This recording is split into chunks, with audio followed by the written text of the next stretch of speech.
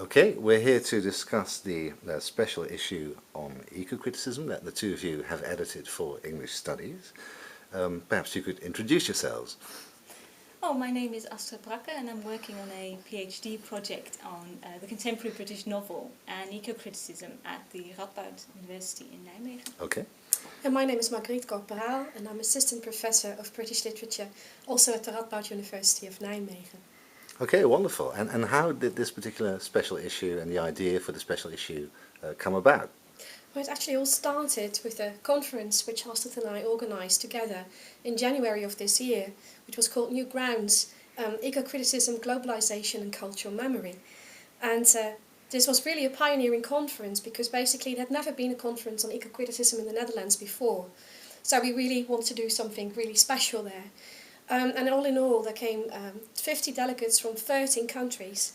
So quite a widespread variety of people working in the field of eco-criticism to Nijmegen.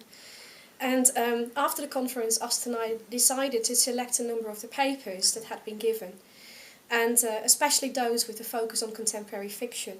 And in that way, actually, we could we actually compiled this special issue. Okay, excellent. Yeah. And do you have something to add? Well, not so much about the conference, but why we chose to talk about eco-criticism.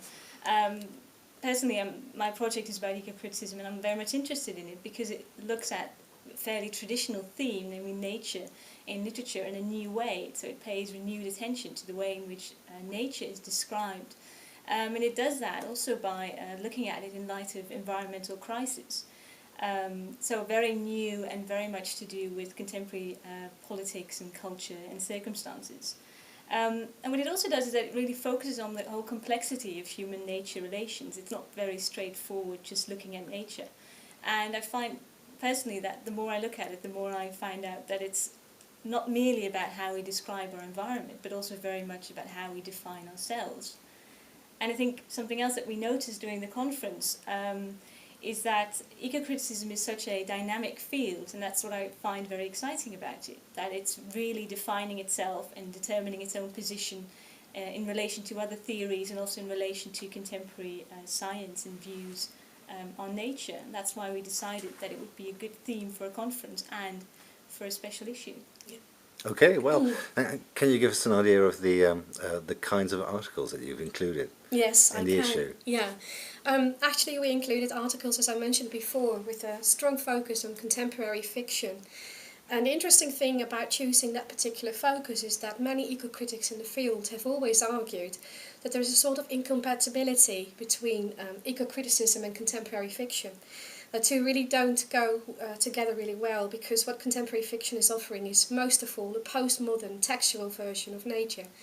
I think the essays in the collection that we've included in this special issue actually show that this is absolutely not true, that there's very legitimate reasons for actually studying contemporary fiction in relation to eco-criticism, which also offers the possibilities of further mapping out the boundaries of the discipline of eco-criticism in many interesting ways.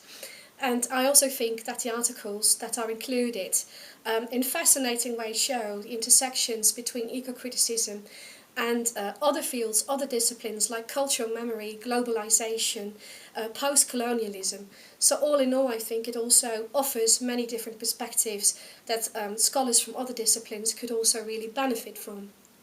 And also in light of the other scholars from other disciplines, I think that it provides a really thorough introduction to eco-criticism for those who are not familiar with the field.